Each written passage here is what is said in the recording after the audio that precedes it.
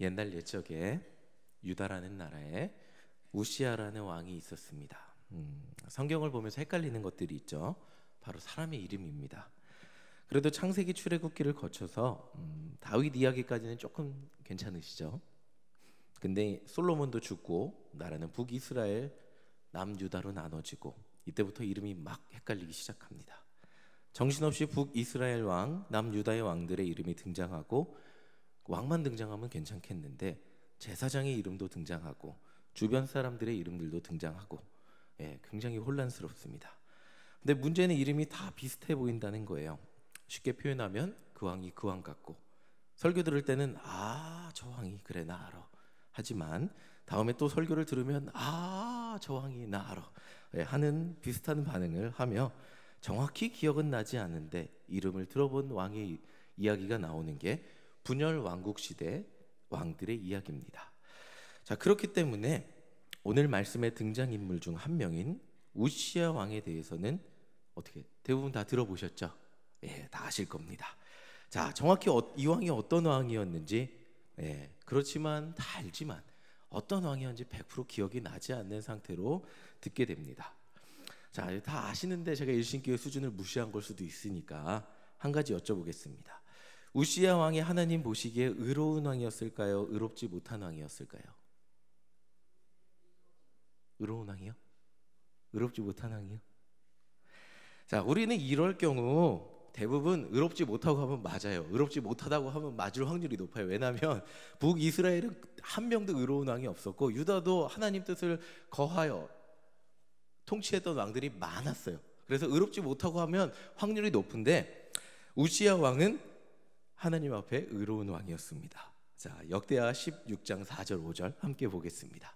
우리 4절 함께 읽어보겠습니다. 시작. 우시아가 그의 아버지 아마샤의 모든 행위대로 여호와 보시기에 정직하게 해가며. 의로운 왕이었죠. 5절 함께 읽어보겠습니다. 하나님의 묵시를 밝히 하는 스가랴가 사는 날에 하나님을 찾았고 그가 여호와를 찾을 동안에는 하나님이 형통하게 하셨더라. 자, 우시아는 하나님 앞에 정직하게 살았고 하나님이 그의 일을 형통하게 하셨대요. 얼마나 우시아가 잘했냐면 우시아의 그 치적이 대단하냐면 7절 8절을 보면 정말 대단합니다. 7절 함께 읽어보겠습니다. 하나님이 그를 도우사 블레셋 사람들과 구르발에 거주하는 아라비아 사람들과 마온 사람들을 치게 하신지라. 여기서 이겼어요. 그리고 8절 읽어보겠습니다. 암몬 사람들이 우시아에게 조공을 바치매 우시아가 매우 강성하여 이름이 애굽 변방까지 퍼졌더라. 자, 우시에게 이 조그만 나라 이스라엘 얼마나 조그만지 아시죠? 그 나라에 조공을 바치는 정도로 강성했어요. 그리고 얼마나 대단한 왕이었는지 이 왕이 그 조그만 나라의 왕이 애굽 굉장히 큰 강대국의 변방까지 퍼졌다고 이야기를 하고 있습니다. 이 우시아 왕의 하나님 뜻대로 살 때 하나님께서 우시아가 하는 모든 일에 복을 주셨고 형통하게 하셨어요. 자, 이것이 하나님을 아는 지도자의 영향력이라고 할 수 있습니다. 자, 얼마 후면 지방선거를 하는데 우리가 깨어서 기도해야 될 이유이기도 하죠. 정치인이 그 사람이라고 하여도 우리가 누구를 뽑아도 나라는 비슷하게 돌아갈 거야 라고 생각할 수 있지만 우리가 성경을 보면 한 지도자를 통하여 온 백성이 우상 숭배를 할 수도 있고 악을 행할 수도 있고 또 거기서 돌아서서 하나님 마음에 합한 백성이 될 수도 있습니다. 그리고 하나님 마음에 합한 백성이 되었을 때 그 나라가 왕만 강성해지는 것이 아니라 그 나라가 강성해지는 것을 볼 수 있습니다. 자, 그렇기 때문에 우리는 지방선거를 위해서 그리고 북미 정상회담을 위해서 기도를 해야겠죠. 그냥 흘러가는 것을 보면서 욕하고 뭐라고 그냥 정죄하는 사람이 되는 것이 아니라 우리가 정말 애통해하며 이 나라가 이 땅 하나님 앞에 바로 서기 위해 그리고 우리 지도자가 바로 세워지기 위해 기도해야 하는 것입니다. 자, 이제 다시 본문으로 돌아와 보겠습니다. 근데 이렇게 잘 나가자 우시아도 실수를 해요. 16절 어떤 실수를 했는지 보겠습니다. 우리 16절 함께 읽어보겠습니다. 그가 강성하여짐에 그의 마음이 교만하여 악을 행하여 그의 하나님 여호와께 범죄하되 곧 여호와의 성전에 들어가서 향단에 분향하러 한지라. 여호와의 성전에 들어가서 분향할 수 있는 사람은 누구밖에 없죠? 제사장밖에 없어요. 근데 교만해진 거예요. 하나님이 주신 복을 자신이 이루어낸 업적이라고 생각했던 것 같아요. 자신이 이 모든 일을 다 했다고 생각하니까 하나님이 나를 특별히 나만 사랑하셔서 이 모든 일을 나의 능력으로, 내가 대단해서 하나님이 도와주셨다고 생각을 하는 그 순간 하나님이 세우신 법도 그 사람 앞에 없게 됩니다.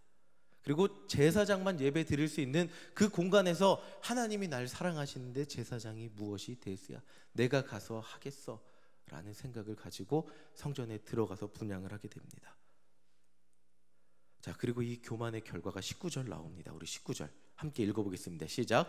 우시야가 손으로 향로를 잡고 분향하려 하다가 화를 내니 그가 제사장에게 화를 낼 때 여호와의 전 안향단 곁 제사장들 앞에서 그의 이마에 나병이 생긴지라. 자, 18절을 읽지는 않았지만 18절을 보면 제사장이 들어와서 왕이 하나님의 명령을, 율법을 무시하고 제사를 드리는 것을 말립니다. 그러니까 우시야가 화를 내는 거예요.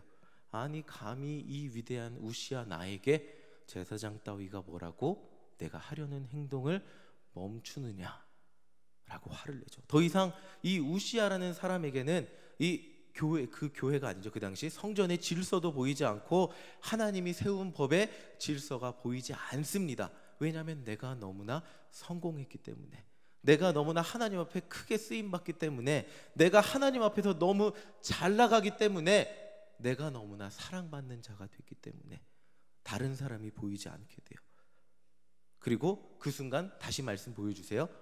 누군가가 옳은 이야기를 했을 때 아무리 왕이라도 그것은 안 됩니다 라고 말렸을 때 우시야가 회개하지 않습니다. 뭘 하죠? 화를 냅니다. 감히 제사장이 나를 말려 하면서 화를 냅니다. 교만의 끝은 불순종이고 불순종의 결과는 하나님의 전 앞에서 분노를 터뜨리는 겁니다. 자, 그러나 아무리 최고 권력자라 할지라도, 대단한 왕이라고 할지라도 하나님의 법에 반하는 행동을 하며 화를 내자 그의 이마에 뭐가 생겼죠? 나병이 생겼습니다. 지금 하나님이 누구와 함께 하시는지, 하나님의 법이 무엇이 옳은지 지금 제사장들과 왕 앞에서 지금 보여주고 있는 거예요. 우시야, 당신이 아무리 성공했다고 할지라도 하나님의 법 앞에서 당신은 작은 한 사람일 뿐입니다 라는 것이 지금 제사장들 앞에서 보여지고 있는 거예요. 아무리 당신이 성공했다 할지라도 하나님 앞에서는 한 사람의 그냥 작은 사람일 뿐입니다. 자, 이 사건이 하나님이 살아계시다는 것을, 교만한 사람은 하나님께서 다스리신다는 것을 모든 사람들 앞에서 보여주는 사건이었습니다. 바로 이것이 우리가 남들보다 조금 잘났다고 해서, 조금 뛰어나다고 해서 교만해서는 안 될 이유입니다. 나의 잘남도 모두 하나님이 주신 능력이고 하나님이 주신 은혜이기 때문입니다. 내가 조금 남들보다 잘할 수 있겠죠. 근데 이것이 내 혼자 능력인 줄 알고 교만한다면 우리는 결국 하나님이 주신 재능을 나를 위해서만 사용하고 하나님이 아닌 내가 최고가 되기 때문입니다. 우리 주변에 누군가가 교만하다고 해서 우리가 정죄할 필요가 없는 이유가 여기에도 있습니다. 교만한 자는 분명히 하나님이 다스리시기 때문입니다. 이렇게 한순간 교만했던 우시야의 최후는 21절에 나와 있어요. 하나님의 법을 무시하고 교만했던 우시야는 21절에 이렇게 최후를 맞이합니다. 함께 읽겠습니다. 우시야 왕이 죽는 날까지 나병 환자가 되었고, 한순간 하나님 앞에서 교만했는데 죽는 날까지 나병, 그렇게 잘 나가던 왕이, 애굽의 저 시골까지 소문났던 왕이 나병 환자가 되어서 더 이상 나라를 다스리지 못해요. 보세요, 별궁에 살았다고 하고 있어요. 그리고 누가 유다를 통치해요? 그의 아들 요담이 왕궁을 관리하며 백성을 다스렸다고 이야기합니다. 이것이 그렇게 잘 나가던 왕 우시야의 마지막 모습이에요. 하나님 앞에서 우리의 잘남을 자랑할 수 없는 이유가 바로 여기에 있다는 거예요.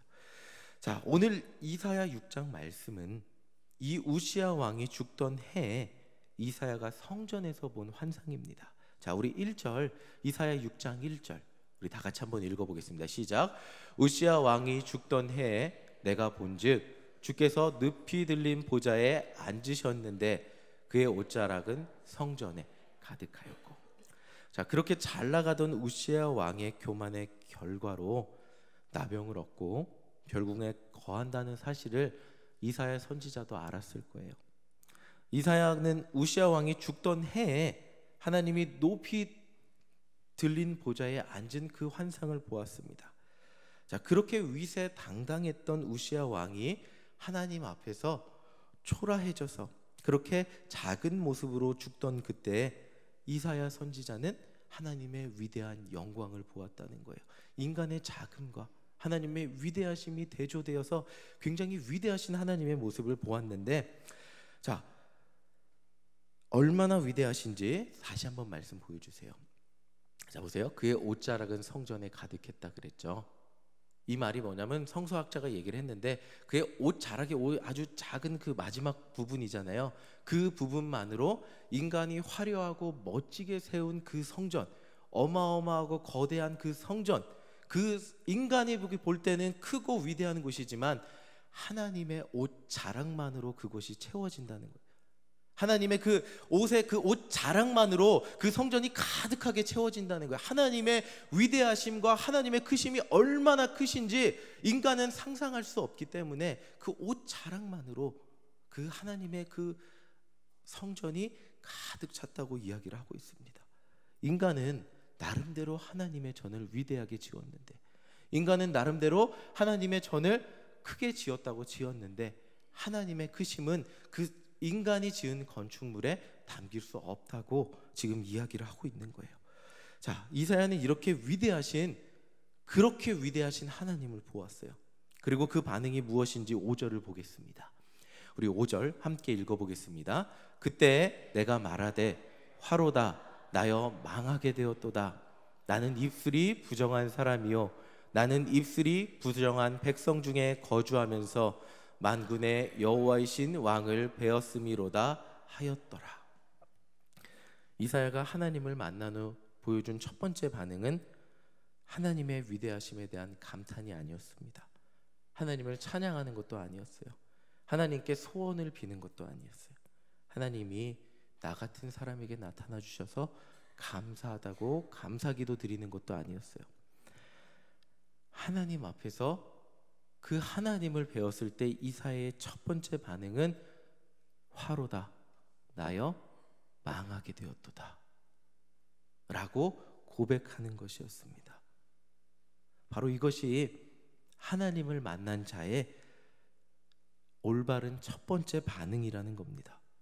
하나님 앞에 비추어 내 자신이 너무나 작고 연약해서, 근데 그 하나님 앞에 비추어 보니까 내 죄가 너무 커서 어쩔 줄을 모르는 모습. 나는 이대로 가면 죄의 싹신 사망, 그 사망으로 갈 수밖에 없는 거구나 깨닫는 것이 하나님을 만난 자의 바른 고백이라는 겁니다. 자, 오늘 이 시간 주님 앞에 나와서 예배드리는 여러분들의 반응은 무엇입니까? 한 주를 살아온 힘겨움이십니까? 그래도 열심히 살았다는 자부심입니까? 오늘도 너무나 피곤해서 예배드려 나오기 너무 힘든데 하나님 앞에 그래도 나왔다는 자부심입니까? 그래도 나는 예배 하나만큼은 온전히 하나님 앞에 드린다는, 이 자리만은 채운다는 그 자부심입니까? 하나님을 바라보며 열심히 찬양하는 모습입니까? 우리는 여러 가지 마음을 가지고 여러 가지 마음가짐으로 하나님 앞에 예배를 드립니다. 그런데 오늘 말씀을 보면 세상 가운데 바쁘게 살다가 하나님 앞에 나와서 이 십자가를 보면서 우리가 가장 먼저 느껴야 하는 것은 세상살이의 힘겨움도 아니고 기도의 응답을 구하는 것도 아니고 나의 신앙의 자부심도 아닙니다. 내 마음의 위로도 아닙니다.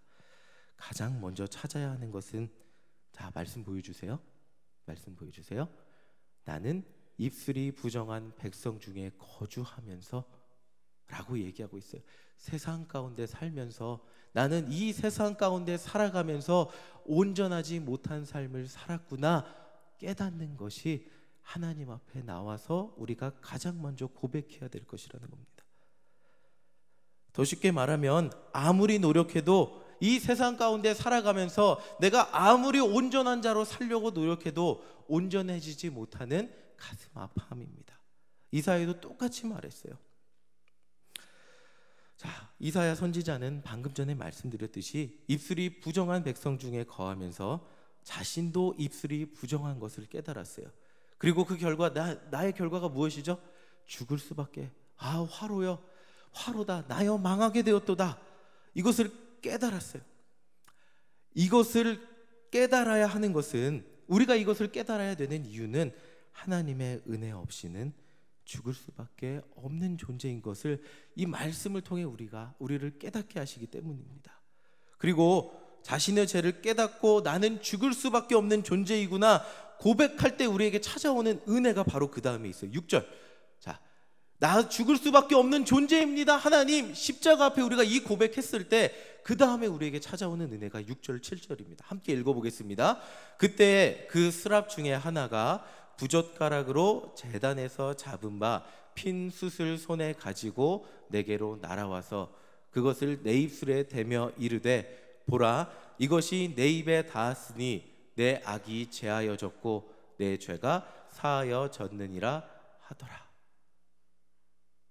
화로다, 나여 망하게 되었도다 라고 고백했을 때 어떻게 됐어요?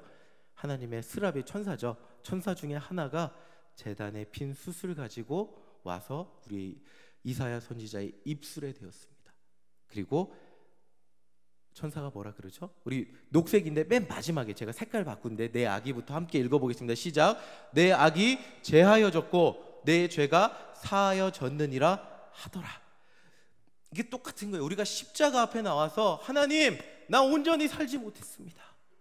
나 세상 가운데 살아가면서 십자가 앞에 서니 내가 얼마나 죄인인지 바라보게 됩니다. 그때 우리에게 찾아오는 것이 무엇이라고요? 내 악이 제하여졌고 내 죄가 사하여졌다고 말씀하시는 십자가의 은혜라는 것입니다. 저를 한번 따라해 보겠습니다. 저를 따라해 주세요. 나는 오늘도 하나님의 은혜 때문에 삽니다. 다시 한번 저를 따라해 보겠습니다. 십자가의 은혜가 오늘도 나를 새롭게 합니다. 아멘. 이것이 우리가 오늘 이 예배의 자리에 나와서 하나님을 만날 때 가장 먼저 해야 될 것이라. 세상 가운데 힘겹게 살아보다 보니까 우리가 힘들고 아프고 지치고 상처받고 하는데 그 가운데서 우리도 온전히 살지 못한다는 거예요. 우리의 마음이 너무나 아프고 상처받았는데 누구한테 풀 곳이 없어서 서로 상처 주고 상처받으며 아픔을 가지고 나왔는데 하나님 나 좀 위로해 주세요 하기 전에 우리가 먼저 바라보아야 될 것은 아직도 깨지지 못한 내 모습, 아직도 하나님 앞에 온전해지지 못한 내 모습, 그 모습을 바라볼 때 하나님 앞에 우리의 입술로 고백할 때 예수님이 더 이상 우리에게 죄가 없다, 너는 깨끗해졌다고 말씀하시면서 주님 앞에 나오게 하신다는 거예요. 자, 이렇게 하나님 앞에서 십자가의 능력으로 깨끗해진 사람이 할 수 있는 게 있어요. 우리 8절 함께 읽어보겠습니다. 시작. 내가 또 주의 목소리를 들으니 주께서 이르시되 내가 누구를 보내며 누가 우리를 위하여 갈고 하시니 그때 내가 이르되 내가 여기 있나이다, 나를 보내소서 하였더니. 십자가의 은혜로 우리의 심령이 깨끗하게 되었을 때 그제서야 비로소 들리는 것이 있습니다. 그것이 하나님의 음성입니다. 주께서 높이 보좌에 앉으셨는데 이사야가 봤을 때 하나님이 먼저 이사야야 잘 왔다 말씀하시지 않으셨어요. 내 입술이 깨끗하여졌다 한 다음에 저 목소리가 하나님의 목소리가 들리기 시작합니다. 우리는 많은 순간 하나님의 뜻을 구하고 하나님의 음성을 구하죠. 여기로 가야 될지 저기로 가야 될지, 아파트를 사야 될지 빌라를 사야 될지 차를 사야 될지 어떻게 살아야 될지. 하나님 가장 좋은 거 뭐죠? 가장 좋은 거? 내가 가장 돈을 손해보지 않는 거, 아니면 오늘 샀는데 내일 5억이 올라가는 그런 곳을 인도해 주세요. 근데 진짜 하나님의 음성을 듣기 위해서는 하나님보다 앞선 고집과 내 뜻, 내 우상, 그리고 이번 주 목사님 말씀하셨던 것처럼 우리의 욕심으로 하나님보다 앞섰던 우리의 바벨론을 내려놓아야 합니다. 지난번에 한번 사용했던, 제가 자주 사용하는 예화예요. 제가 학교 다닐 때 들은 이야기인데 너무 좀 그때 충격을 받아갖고, 한 남자 전도사님이 한 여자 청년을 너무 좋아했다 그래요. 그래서 막 열심히 기도했다 그럽니다. 그 전도사님이 너무 좋으니까 기도하니까 하나님이 저 청년하고 사귀어야 될 것 같은 마음을 주셔서 청년한테 가서 고백하면서 이렇게 고백했다고 해요. 내가 기도하니까 청년과 사귀라고 하네요. 그랬더니 그 여자 청년이 그래, 전사님도 좋고, 그래서 사귀었다고 해요. 근데 한 100일 정도 사귀다 보니까 이 전도사님이 힘들어서 헤어지고 싶었다 그래요. 그리고 기도하다 보니까 또 하나님의 헤어지는 뜻이라고 이야기를 하셨다고 합니다. 그래서 그 여자 청년한테 다시 가서, 아유, 내가 기도해 보니까 자매랑 헤어지는 게 하나님 뜻이래요. 이 자매의 입장에서는, 아니, 하나님 뜻이 100일 만에 바뀌어요. 이게 실제로 기독교 상담센터에 전화가 되었던 내용이라고 해요. 그래서 저도 상담 수업 듣다가 들은 얘기인데, 과연 이 전도사님의 마음이 하나님 뜻일까요? 이 전도사님이, 이 청년이 예쁘고 만나고 싶은 마음이 앞섰던 것은 아니었을까요? 이 마음이 앞서서 간절히 기도하다 보니까 내 마음이 하나님 뜻이 되신 것 아니었을까요? 그리고 사귄 후에 기대한 만큼의 그 기쁨이 나에게 찾아오지 않으니까 헤어지고 싶었던 마음이 앞섰던 것은 아니었을까요? 우리는 기도를 열심히 하지만 내 마음이 하나님보다 앞서고 내가 가지고 싶은 것이 하나님보다 앞설 때에는 어느 순간 나도 모르게 내가 가지고 싶은 게 하나님 뜻이 될 때가 있습니다. 오늘 이사야 선지자가 하나님을 만난 장면은, 우리가 진짜 하나님의 음성을 듣기 위해서는 내 의지, 내 고집, 내 생각, 내 마음속에 하나님이 아니라 내가 내 욕심으로 바라는 것을 내려놓았을 때, 정리해서 말씀드리면 하나님의 음성을 들어야 되는데 중간에서 나라는 사람이 하나님의 음성을 왜곡시키는 것들, 그래, 이 정도면 하나님 뜻이야, 그래, 이게 하나님 뜻일 거야, 이 정도 착하게 살았으면, 내가 이 정도 기도했으면 하나님이 응답해 주실 거야 라고 생각하는 것들을 내려놓았을 때 진짜 하나님의 음성이 들린다는 겁니다. 그리고 이렇게 하나님의 음성이 들리면 이사야처럼 대답할 수밖에 없어요. 8절 다시 보여주세요.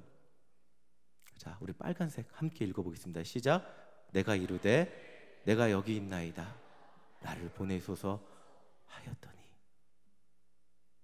이게 쉬운 고백이 아니잖아요. 그 자리에서 바로 여러분 가십시오, 가서 예수님 전하십시오, 무슨 일이 있어도 예수의 증인이 되십시오 라고 한다면 매마저도 하실 수 있고, 아파도 할 수 있고, 인간관계가 끊겨도 할 수 있습니까? 근데 내 모든 것을 내려놓은 그 순간, 천사가 가서 내 입술에 수술된 그 순간 이사야는 바로 고백했다는 거예요. 뭐라고요? 내가 여기 있나이다, 나를 보내소서 라고 고백했다는 거예요. 내가 잘 되고 싶었던 마음, 나를 붙잡고 있었던 마음, 내 인생의 안위와 야망, 그 모든 걱정을 내려놓고 정결한 마음이 되었을 때 우리가 하나님 앞에 고백할 수 있는 건 딱 하나라는 거예요. 나를 보내주시옵소서. 우리 다 같이 한번 고백해 볼까요? 저를 따라해 주세요. 내가 여기 있나이다, 나를 보내소서. 자, 어제 제가 전도하다가 사실 전도하다가 물건을 안 받거나 대답을 안 하면 에이, 그런 사람도 있지 하거나 뭐 이래요. 그리고 좀 심한 말 들으면 그냥 에이, 그냥 신경도 안 쓰고 그러는데, 어제는 처음으로 마음이 울컥했어요. 그래갖고 막 눈물이 핑 도는 사건이 있었어요. 어제 처음인데 머리가 하얀 어르신이 그냥 올라가셨어요. 근데 아까 전도팀의 말씀을 드렸는데 교회를 다니시냐고 하니까 안 믿는다고 하셨어요. 그리고 예수님 믿으세요, 예수님 어르신 믿으셔야 돼요 그랬더니 괜찮다고, 필요 없다고 그러셨어요. 그리고 어르신 천국 가셔야죠, 죽으신 다음에도 천국 가셔야죠, 영생이 있어요 하니까 아, 나는 괜찮아요 하고 가셨어요. 근데 그 평소 같으면 저런 분들도 계시지 하고 넘어가는데, 어제는 유난히 제 마음에 울컥한 생각이 들었어요. 아, 저분이 얼마나 더 사실 수 있을까, 시간이 없는데 하면서 마음이 아프면서 울컥했어요. 그리고 몇 분 더 이제 전도 팔찌를 걸어드리면서 전도팔찌 목사님이 이렇게 주셔갖고 저도 이렇게 같이 걸어드렸는데, 설명을 해드리는데 몇 분, 한 3분 정도 걸어드렸어요. 이 평소에 그 마음은까지는 아니었어요. 그냥 이렇게 지식적으로 설명했던 적이 많았던 것 같은데, 하나하나 어르신, 인간은 원래 착한 존재예요. 근데 죄를 지어서 지옥에 가게 됐어요. 근데 예수님 꼭 믿으셔야 돼요 라고 한 수없이 많이 얘기했던 내용인데, 제 마음속에 일어나는 생각들이 있었어요. 이분 꼭 예수님 믿어야 되는데, 이분 예수님 믿지 않으면 안 되는데. 그 순간 마음이 참 간절해지면서, 이게 똑같은 한마디예요. 어르신 꼭 예수님 믿으세요, 어르신 꼭 교회 다니셔야 돼요, 꼭 얘기하는 그 한마디인데 제 마음에서 나오는 그게 많이 달랐어요.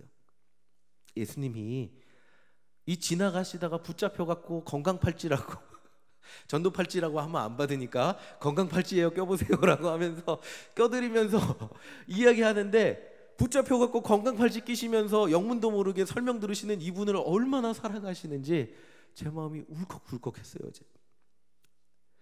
바로 이것이 하나님 앞에 깨끗해진 마음으로 하나님의 부르심을 따라 나아가는 삶이 아닐까 생각을 해보게 되었습니다. 하나님은 오늘 이곳에 계세요. 하나님은 너무나 크고 위대하셔서 그 옷자락만으로 이곳을 가득 채우실 수 있는 위대한 분이세요. 너무나 크고 위대하신 그 하나님이 근데 여러분들 앞에 계시다는 거예요. 너무나 크고 위대하신데 그 하나님이 여러분들 한 사람 한 사람을 잊지 않고 여러분들 앞에 계신다는 거예요. 하나님 앞에 나올 때 여러분들 그 하나님의 위대하심을 바라보시기를 소망합니다. 그리고 고백하시기를 원합니다. 나는 십자가 없이는 안 되는 사람입니다. 나는 예수님의 은혜 없이는 안 되는 사람입니다.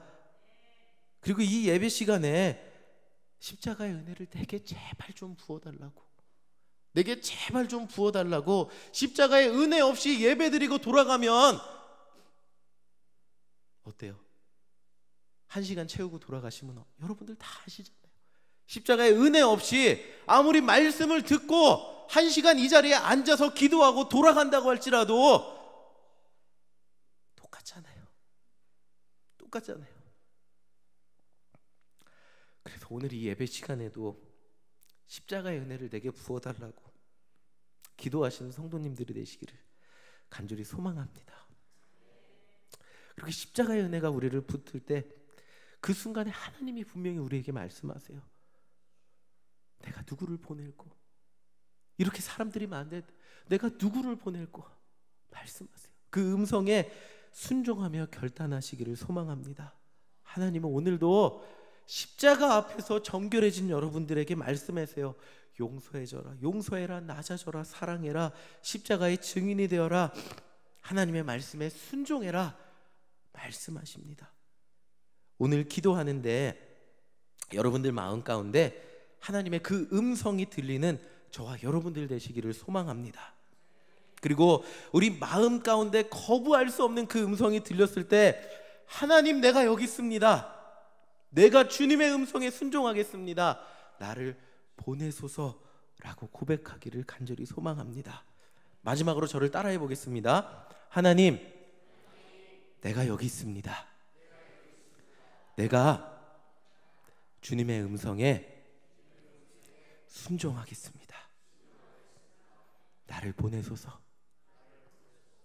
나를 우리 가정에, 우리 직장에, 우리 이웃에, 우리 전도 대상자들에게, 나를 힘겹게 하는 자들에게